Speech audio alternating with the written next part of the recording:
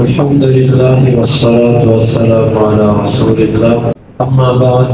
امام بخاری کہتے ہیں ہمیں بیان کیا علی بن عبداللہ نے، وہ کہتے ہیں ہمیں بیان کیا سفیان نے اسماعیل سے، وہ قیس سے، وہ ابو مسعود سے، وہ اسے اللہ کے نبی صلی اللہ علیہ وسلم تک پہنچاتے ہیں۔ آپ نے فرمایا من ہنا جاءت الفتن، یہاں سے فتنے آئیں گے، نحو المشرق، مشرق کی جانب آپ نے اشارہ کرتے ہوئے کہا، والجفاء وغلظ القلوب فی الفتانین اہل الغبر، اور سختی، دلوں کی تنگی، وہ اونچی آوازیں لگانے والے، اہل الغبر، اون کے خیموں میں رہائش کرنے والے، آئندہ اصول اذناب الابل والبقر، جو اونٹوں اور گائیوں کی دموں کو پکڑنے والے، یعنی ان کے پیچھے چلنے والے، فی ربیعۃ و مضر، ربیعہ اور مضر، ان قبیلوں میں۔ اس حدیث میں ایک امام بخاری کا استدلال اور مقصود ہے اور ایک حدیث کی وضاحت ہے۔ امام بخاری رحمۃ اللہ علیہ یہ بتلانا چاہتے ہیں کہ عرب کے جتنے بھی قبائل ہیں وہ تقریباً ان دو بڑے قبیلوں سے نکلے ہیں، ربیعہ اور مضر، حتیٰ کہ خود اللہ کے نبی صلی اللہ علیہ وسلم کا قبیلہ قریش ہاشمی وہ مضر سے ہے۔ تو عرب کا جتنا بھی نسب ہے وہ ان دو قبیلوں کی طرف۔ تو یہاں پر یہ بتانا مقصد ہے کہ یہ دو قبیلے جو ہیں ان کی اس وجہ سے کوئی فضیلت نہیں ہے کہ اللہ کے نبی صلی اللہ علیہ وسلم مضر قبیلے سے ہیں تو مضر قبیلہ افضل ہو گیا، بلکہ اللہ تعالیٰ کے ہاں عزت تقوی والے کی ہے، ان اکرمکم عند اللہ اتقاکم۔ اسی لیے آپ نے یہاں پر ان کی ایک حقیقت بیان کی کہ مضر اور ربیعہ قبیلے والے یہ تقریباً ایسے لوگ ہیں کہ مشرق کی طرف جو رہتے تھے ان کے بارے میں کہا کہ ان کے دلوں میں بہت زیادہ سختی ہے، یعنی کہ نسب بیان کرنے کی طرف اشارہ ہے، کیونکہ کتاب المناقب ہے، اس حوالے سے امام بخاری سے روایت کو یہاں پر لے کر آئے۔ اب اس حدیث کی تھوڑی سی وضاحت، آپ نے فرمایا مشرق کی طرف اتنے ہوں گے۔ اس وقت مشرق کی جانب اکثر جو لوگ رہتے تھے وہ کافر تھے اور نبوت کے جھوٹے دعوے دار اور اسلام کے خلاف آوازیں اٹھانے والے تقریباً وہ مشرق کی جانب تھے۔ تو آپ صلی اللہ علیہ وسلم نے اس طرف اشارہ کرتے ہوئے کہا۔ اور اگر ہم دیکھیں مدینے سے مشرق کی جو جانب بنتی ہے وہ عراق، کوفہ، یہ جانبیں بنتی ہے۔ اور آپ دیکھیں عقائد کے جتنے فتنے اٹھے ہیں، معتزلہ، جہمیہ اور اسی طرح دیگر جو قدریہ، جبریہ، اس طرح کے فرقے جو آئے یہ تقریباً یہ مشرق کی جانب کہتے ہیں۔ پھر رافضیت، خارجیت، سبائیت، ناصبیت، یہ جتنے فرقے نکلے ہیں یہ بھی تقریباً مشرق کی جانب سے نکلے، یہ کوفہ، یہ عراق، انہی جانبوں سے یہ سارے نکلے ہیں۔ تو اس وقت اللہ کے نبی صلی اللہ علیہ وسلم نے پیشین گوئی کی تھی، آپ کے سچے نبی ہونے کی دلیل آپ نے فرمایا کہ اس مشرق کی جانب سے فتنے جو عقیدے میں تھے وہ بھی اس جانب سے نکلے، اور جو امت کے لیے فتنے بنے، جنگ و جدال، لڑائیاں، قتل و غارت، خون خرابہ، وہ بھی اگر آپ تاریخ کے طالب علم ہیں تو آپ دیکھیں گے کہ وہ تقریباً مشرق کی جانب۔ تو یہ سب کے سب فتنے اس طرف سے نکلے۔ پھر آپ صلی اللہ علیہ وسلم نے فرمایا کہ دلوں کی سختی اور تنگی، یہ اونچی آوازیں لگانے والے، اون کے خیموں میں رہنے والے، اس سے مراد وہ لوگ ہیں جو کھیتی باڑیوں میں رہتے ہیں اور دیہاتوں میں رہتے ہیں، جنگلات میں رہتے ہیں، اور ان کے پاس بڑا بڑا مال ڈنگر ہوتا ہے اور ان کی زندگی صرف یہی ہوتی ہے صبح اٹھے مال کے پیچھے نکل گئے اور رات کو مال چروا کے واپس آئے اور سو گئے۔ یعنی ان کے اونٹوں کے اندر رہنے کی وجہ سے، گائیوں کے ساتھ رہنے کی وجہ سے، دنیا میں سخت مشغول ہونے کی وجہ سے ان کے دل سخت ہو چکے، ان کے اوپر کوئی واعظ و نصیحت اثر نہیں کرتا۔ دل سخت ہونا کیا ہوتا ہے؟ کوئی واعظ و نصیحت اثر نہ کرے۔ آپ نے فرمایا کہ یہ چیز ان لوگوں کے اندر کثرت سے ہے۔ اور بکریوں والوں کے بارے میں آپ نے فرمایا کہ یہ طبیعت کے نرم ہوتے ہیں۔ یہاں سے یہ بات سمجھ آتی ہے کہ انسان کسی کی صحبت اختیار کرتا ہے نا تو صحبت کا اس پر اثر آتا ہے، حتیٰ کہ آپ کسی جانور کی صحبت میں رہتے ہیں تو آپ کے اوپر جانور کی صحبت کا بھی اثر آئے، تو کسی انسان کی صحبت تو پھر بہت دور کی بات ہے۔ اسی لیے آپ نے فرمایا کہ المرء علی دین خلیلہ، آپ کے اپنے دوست کے دین پر ہوتا ہے، فلینظر من یخالل، اس کو چاہیے کہ وہ دیکھے وہ دوست کس کو بناتا ہے۔ آپ جس طرح کی بیٹھک بیٹھیں گے اس طرح کی آپ کی طبیعت کے اوپر اس کے اثر آتا ہے۔ یہاں پر آپ دیکھیں اونٹوں کے ساتھ رہنے کی وجہ سے اونٹوں جیسی جفاوت اور سختی ان کے مزاجوں میں آ گئی، اور جن لوگوں کو کتے پالنے کا شوق ہے اور جن لوگوں کو پھر گھر کے اندر ایسی چیزیں رکھنے کا شوق ہے، لامحالہ طور پہ وہ چیزوں کے اثرات ان کے اوپر آتے ہیں، پھر ان کے مزاج میں وہ چیز سرایت کرتی ہے۔ خیموں میں رہنے والے اور اونٹوں کے پیچھے چلنے والے، یہ ربیہ اور مضر، یہاں سے اونچی اونچی آوازیں نکالنا، آپ دیکھیں دیہاتوں کے لوگ اب بھی تقریباً ان کی طبیعت ہوتی ہے کھڑے ہو کے دور سے آوازیں دیتے ہیں۔ ایک اپنی پیری میں کھڑا وہ دور کے بندے کو اونچی گلا پھاڑ کے آواز دیتا ہے۔ ان انکر الاصوات لصوت الحمیر، اللہ کے نبی صلی اللہ علیہ وسلم کے بارے میں آتا ہے کہ آپ صلی اللہ علیہ وسلم لم یکن سخابا فی الاسواق او کما قال، آپ بازار میں اونچی اونچی آوازیں دینے والے نہیں تھے، اونچی آواز آپ نہیں دیتے تھے۔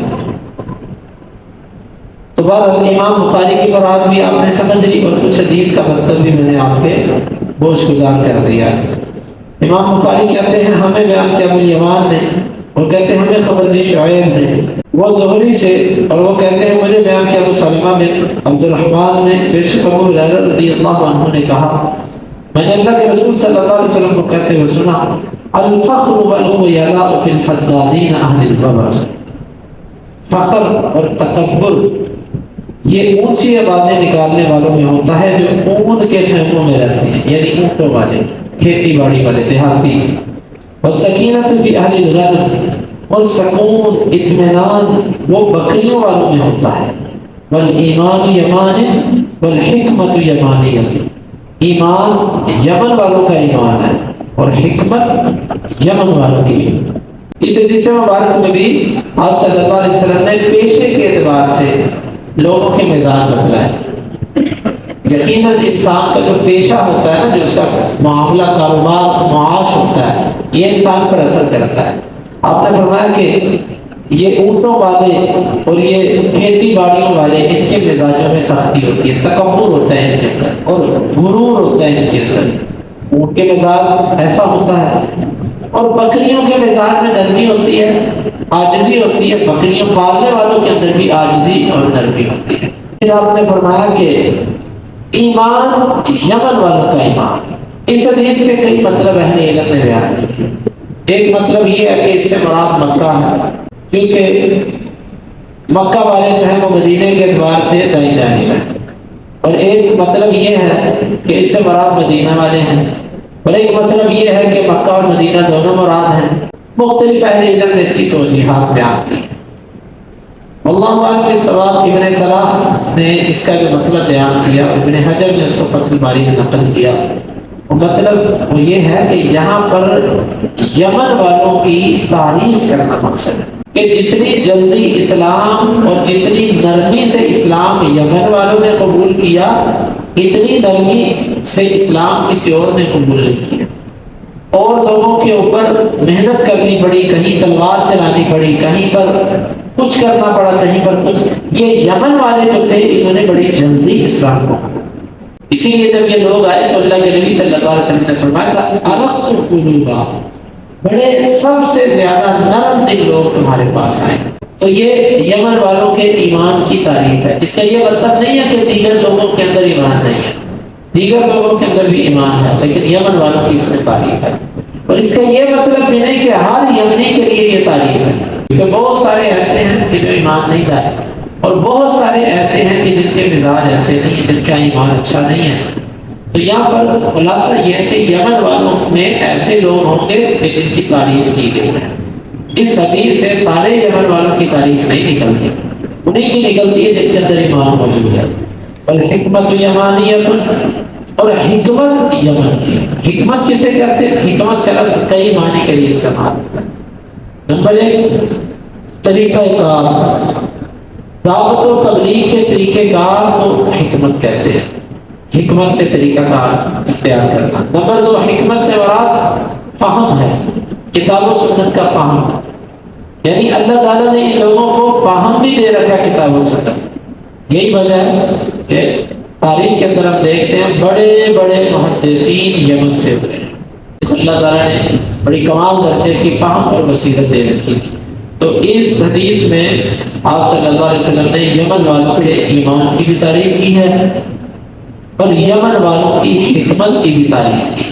اسی طرح آپ جب کسی بھی علاقے کی تعریف کرتے ہیں تو اس سے یہ مطلب نہیں کہ اس علاقے کے تمام افراد اس تعریف کے حقدار بنتے ہیں، بلکہ اس تعریف کا حقدار وہی ہے جس کے اندر وہ وصف پایا جاتا ہے، جس وصف کی بنیاد پر آپ نے اس علاقے کی تعریف. یمن والوں میں سے جس میں ایمان اور حکمت ہے، یہ تعریف صرف اس کے لیے، ہر ایک کے لیے یہ نہیں ہے.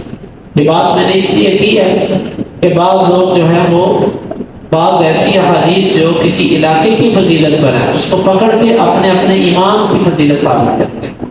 جس طرح بعض مقلدین وہ فارس والوں کے بارے میں جو آپ نے بات کہی وہ اس کو اپنے امام پر فٹ کرتے ہیں کہ یہ ہمارے امام کی فضیلت اس سے ثابت ہوتی ہے. ایسا نہیں ہے. بعض لوگوں نے اس حدیث سے بھی صرف اویس کرنے کو مراد لیا. وہ کہتے ہیں کہ اویس کرنے کی فضیلت یہاں سے ثابت ہے. یہ بھی غلط ہے.